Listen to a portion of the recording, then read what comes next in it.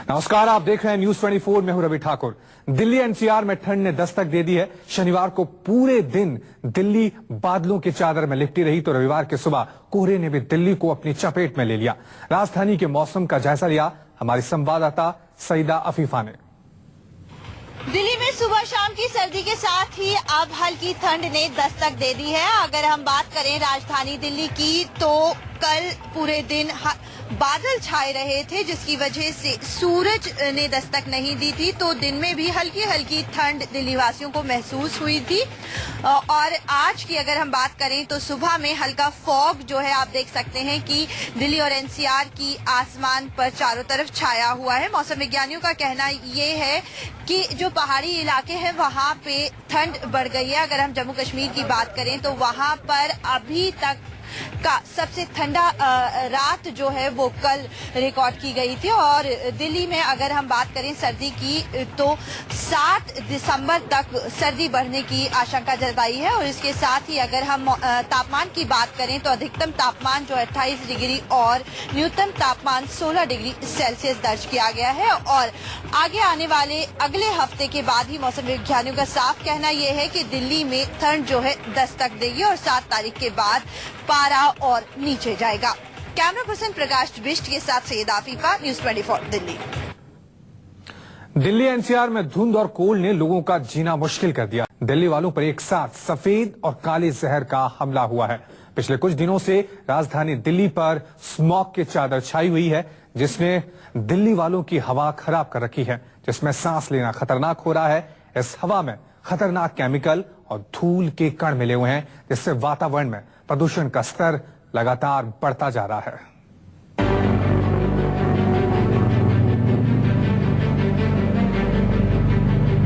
राजधानी दिल्ली की हवा खराब हो गई है। देश का दिल कहे जाने वाले इस शहर में अब सांस लेना मुश्किल हो रहा है। हवा में मौजूद प्रदूषण का स्तर इस हद तक पहुंच गया है कि दम घुटने जैसी हालत हो गई है।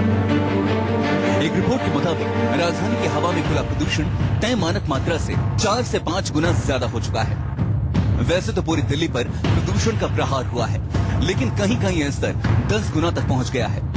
इस वक्त हम राजपथ पर हैं। आप ठीक सामने देख सकते हैं राष्ट्रपति भवन, लेकिन वो साफ तौर पर दिख नहीं रहा है। वजह यह है कि धुंधलापन, जो स्मॉग है वो बहुत ज्यादा है। और स्मॉग होता है डस्ट पार्टिकल से, और वो साफ तौर पर जो आसपास का वेदर है उसमें नजर आ रहा है, जिसकी वजह से राजपथ पे खड़े होके हमें राष्ट्रपति भवन भी साफ तौर पर नहीं दिख रहा है।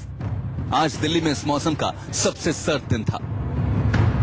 एक तरफ स्मॉग और दूसरी तरफ प्रदूषण। दिल्ली के इन दुश्मनों का ऐसा कॉकटेल बना जिसने दिल्ली वालों को मुश्किल में डाल दिया है। मौसम विभाग का मानना है कि दिल्ली वालों की परेशानियां अभी और बढ़ने वाली हैं। अगले 48 घंटे दिल्ली वालों के लिए और भी भारी होने वाले हैं, क्योंकि उत्तर भारत के पहाड़ी राज्यों में हो रही बर्फबारी से दिल्ली में धुंध और बढ़ने वाली है। मौसम विभाग के वैज्ञानिकों ने चेतावनी जारी की है कि 1 दिसंबर तक हालात में सुधार नहीं होगा। दिल्ली की हवा यूं ही जहरीली बनी रहेगी।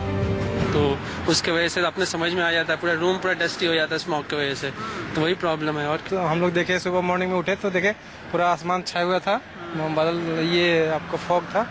उसके बाद हम लोगों ने मतलब बाहर निकले हैं आज घूमने के लिए। बहुत बढ़िया लग रहा है। मेरे को तो लग रहा था कि मैं गर्मी में पहुंचने वाला हूँ, पर जब यहाँ पहुंचा तब मुझे लगा कि अरे बड़े की ठंडी लग रहा है। तो उसमें पॉल्यूशन तो हमेशा शामिल रहता है, उसको मना नहीं किया जा सकता।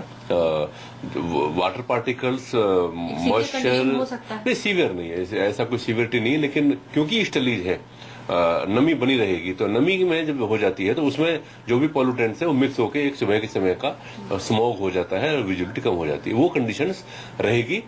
हल्की कोई एक आध जगह अगर बारिश होती है तो उससे थोड़ा सुधार हो सकता है, लेकिन अभी उसकी जमाना बहुत ज्यादा नहीं है। अब हम आपको बताते हैं कि आखिर दिल्ली की हवा जहरीली क्यों है, क्यों दिल्ली की हवा जानलेवा हो गई है।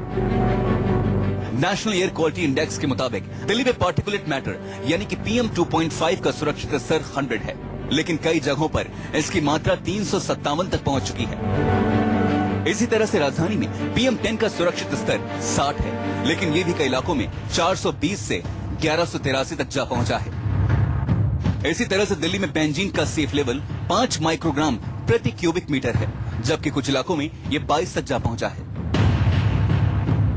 सोचिए, जिस हवा में इस हद तक प्रदूषण हो वो आखिर कितनी खतरनाक होगी। हैरानी की बात यह है कि बीजिंग में साल 2013 में पार्टिकुलेट मैटर 10 का स्तर साल 2000 की तुलना में 47% कम हुआ है, जबकि दिल्ली में 2000 से 2013 के बीच इसके स्तर में 47% का इजाफा हुआ है। मौसम विभाग का कहना है कि जो कड़ाके की ठंड दिल्ली में पड़ती थी अब वो दस्तक देने वाली है, इसलिए लोगों को अपने घर से बाहर निकलते वक्त सावधान रहना चाहिए और स्मॉग की वजह से अपने मुंह पर या तो कपड़ा बांधना चाहिए या फिर अपने साथ जो है वो टिश्यू पेपर्स कैरी करने चाहिए, क्योंकि ये स्मॉग जो है वो आपको बीमार कर सकती है, आपके फेफड़ों में इन्फेक्शन को भी पैदा कर सकती है। कैमरामैन वीर सिंह के साथ दिव्या अग्रवाल, दिल्ली, न्यूज़ 24। स्मॉग में नाइट्रस ऑक्साइड, सल्फर डाइऑक्साइड और कार्बन मोनोऑक्साइड के अलावा कई तरह के ऑर्गेनिक केमिकल्स मिले हुए हैं जो लोगों की सेहत के लिए बेहद खतरनाक हैं। स्मॉग से आंखों में चुभन, ब्रांकाइटिस, कंजक्टिवाइटिस की शिकायतें आम हो गई हैं और हैरानी की बात यह है कि अगर कुछ दिनों तक भी ऐसा ही माहौल रहा तो इससे राहत मिलने की कोई उम्मीद नजर नहीं आ रही है।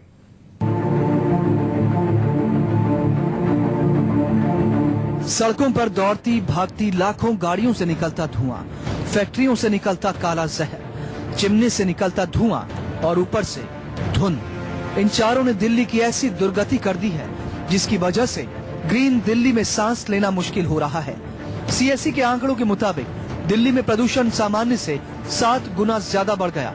धुंध से छाए इस अंधेरे में कोई ऐसी गैस है जो स्वास्थ्य के लिए बेहद नुकसानदायक है। जानकारों के मुताबिक carbon dioxide, carbon monoxide, sulphur dioxide, nitrogen oxide समेत धूल के महीन कण काफी ज्यादा मात्रा में घुल चुके हैं। इसी वजह से ये धुंध बेहद जहरीली हो चुकी है जो इंसानी जिंदगी के लिए बेहद खतरनाक है। सर्दियों में कोहरे की वजह से ये केमिकल्स जमीन के ठीक ऊपर जम जाते हैं। जानकारों के मुताबिक आमतौर पर स्मॉग का असर दोपहर बाद या फिर शाम में देखा जाता है जब सूरज की गर्मी मौजूद हो, लेकिन जाड़े के दिनों में अगर वातावरण में हवा की कमी हो जाए तो स्मॉग सुबह से लेकर शाम तक रह सकता है। सबसे ज्यादा प्रभावित वो पेशेंट होते हैं जो ऑलरेडी किसी चेस्ट बीमारी से ग्रसित हैं, जिनको अस्थमा है, जिनको ब्रोंकाइटिस है और जो लोग स्मोकिंग करते हैं।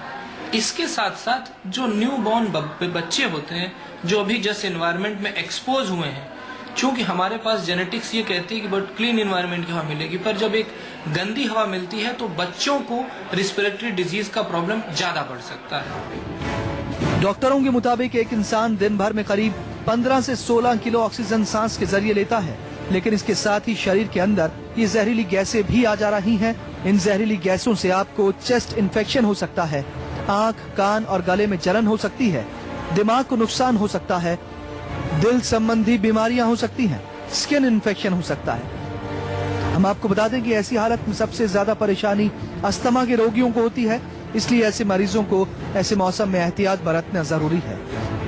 ये स्मोक की प्रॉब्लम सिर्फ ऐसा नहीं कि चेस्ट रिलेटेड है, चेस्ट के बाद ये सारी बॉडी में फैलती है और सारे सिस्टम्स को इन्वॉल्व करती है।